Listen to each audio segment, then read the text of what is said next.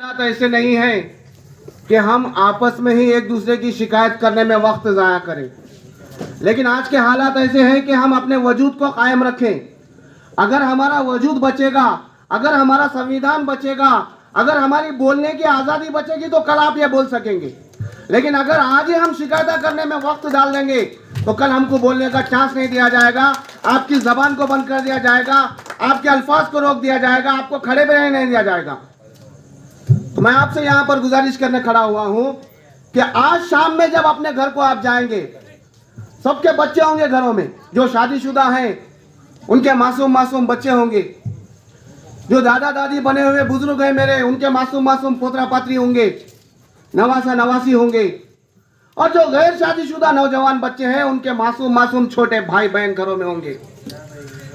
सिर्फ 5 मिनट के लिए जब घर में आप खड़े होकर अपने मासूम बच्चों को नींद में सोते हुए देखकर उनके मुस्तकबिल के बारे में जरा गौर करो कि आज का दौर ऐसा है कि 2014 से पहले कोई मॉब लिंचिंग को पहचानता था क्या? कभी तो मॉब लिंचिंग का लफ्ज हमने सुना था क्या? लेकिन 2014 के बाद मॉब लिंचिंग बोल के एक नया फंडा निकाले।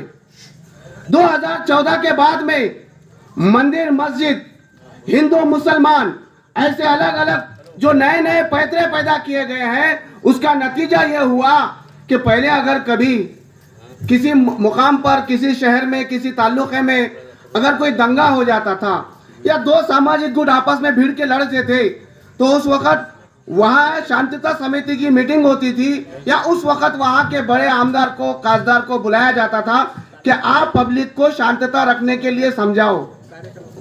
तो सर वैसे लोग आकर स्टेज पर खड़े रह के कहते थे कि हम भाई भाई हैं, जो हुआ उसे भूल जाओ, हम सबको एक होना है।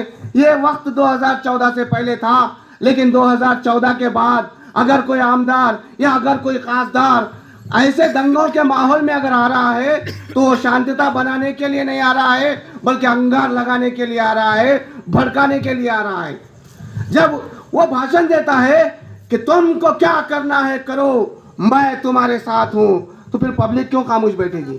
दूसरे दिन उठेगी और नारे तकबीर अल्लाहू अकबर का नारा लगाएगी, और वो लोग उठेंगे जय श्री राम का नारा लगाएंगे और माहौल खराब हो जाएगा। तो ये जो 2014 के बाद से जो माहौल बना है, इस माहौल को सोचते हुए अपने मासूम बच्चों को देखकर आप दिल में एक सोच पैदा करो कि अगर अब की बार भी हम अगर चूक गए या अब की बार भी सेक्युलर पार्टी, सबकी पार्टी, हिंदू मुस्लिम सिख ईसाई दलित सबको लेके चलने वाली पार्टी अगर हुकूमत में नहीं आती है और कोई फिरका वाराना बढ़ावा देने वाली पार्टी आ जाती है, तो ये मासूम बच्चों का मुस्तकबिल क्या होगा? क्या होगा उन मासूम बच्चों का जो तालीम के लिए तरसेंगे? क्या होगा उन बीमार बुजुर्गों का जो दवाइयों के लिए तरसेंगे? जीएसटी के नाम पर दवाइयों के ऊपर ज्यादा से ज्यादा टैक्स, खाने की चीजों के ऊपर ज्यादा से ज्यादा टैक्स, गोलियों के ऊपर ज्यादा से ज्यादा टैक्स।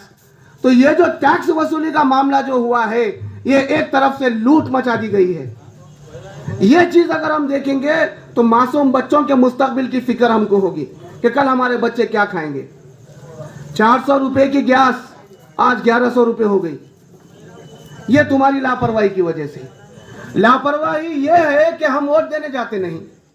जिस दिन वोटिंग होती है उस दिन हम लोग अपने अपने घरों में या अपने अपने कारोबार में मसरूफ होते हैं। तो आज यहां से मैं आपसे वादा लेना चाहता हूं कि हर बच्चा, हर नौजवान बच्चा अपने मोहल्ले के तमाम वोट ज्यादा से ज्यादा डालने की कोशिश करेंगे, ज्यादा से ज्यादा वोटिंग होना, ताकि जो फिरका वाराना ताकतें हैं उनको चोट पहुंचा सके हम, और हमारे बच्चों का मुस्तकबिल बन सके। सोचो अगर हमारा बच्चा भी कल मॉब लिंचिंग में अगर मार दिया जाएगा तो क्या होगा? सोचो अगर कल हमको बोलने की आजादी नहीं दी जाएगी। वो लोग संविधान बदलने की बात करते हैं, वो संविधान जो डॉक्टर बाबा साहब अम्बेडकर ने बनाया है, सोच सोच के बनाया है, कईयों विदेशों को फिर फिर के बनाया है, ऐसे संविधान को कुछ लम्हों में बदलने की वो बात करते हैं। मैं नाम नहीं लेता, मेरा भाई आप बार बार नाम लिए आपकी जबान खराब हो गई। मैं नाम नहीं लेता उस शख्स का जिस शख्स में राजस्थान में एक सभा के दौरान में एक प्राइम मिनिस्टर है, देश का सबसे बड़ा पद होता है प्राइम मिनिस्टर का पद, तुम देश के प्राइम मिनिस्टर हो के स्टेज पे खड़े होके कहते हो कि मुसलमान ज्यादा बच्चे पैदा करने वाली कौम है, मुसलमान घुसपैठिए हैं। अरे हम मुसलमान तुम्हारे देश के लिए इंडिया के नहीं है क्या? हम मुसलमान भारत के नहीं है क्या? यहाँ के आजादी की लड़ाई में हमारा खून नहीं है? आज भी जाकर देखो दिल्ली में गेट के ऊपर, गेट ऑफ इंडिया के ऊपर सबसे ज्यादा शहीदों में नाम अगर किसी का है, किसी कौम का है, तो वो मुसलमान का है। हमारे मुफ्तियों ने फतवे जारी कर दिए कि जिहाद फी सबीलिल्लाह, हिंदुस्तान को अगर आजाद कराना है तो मुसलमानों तुम जिहाद करो। और मुफ्तियों के फतवों के ऊपर कईयों मौलाना, कईयों मुफ्तियां खड़े खड़े फांसी पे लटका दिए गए। सबसे पहले तोप को लगा के जिस शख्स को उड़ाया गया, फखरुल्लाह साहब, उन्होंने अपने पेपर में अंग्रेजों के खिलाफ छापा था। उनको तोप को लगा के सबसे पहली सजा तोप को लगा के उड़ाने की उन्होंने खाई है, वो मुसलमान था। अरे फिर आज हमारे खिलाफ देश का प्राइम मिनिस्टर खड़े रह के बोलता हम यहाँ के नहीं हैं। अरे हमने जिस वक्त पाकिस्तान जाने की हमको कहा गया था, पाकिस्तान जाने की हमको आज़ादी थी, हम जा सकते थे, लेकिन हम नहीं माने, हम इंडिया को चुने, हम यहाँ रहे। और आज तुम सिर्फ अपनी सत्ता हासिल करने के लिए, अपनी कुर्सियाँ हासिल करने के लिए किसको भी टारगेट कर देते। ऐसे शख्स का मैं नाम नहीं लेना चाहता, लेकिन हमारा एक एक वोट उस शख्स को गिराने के लिए काफी है। एक एक वोट अहमियत का है।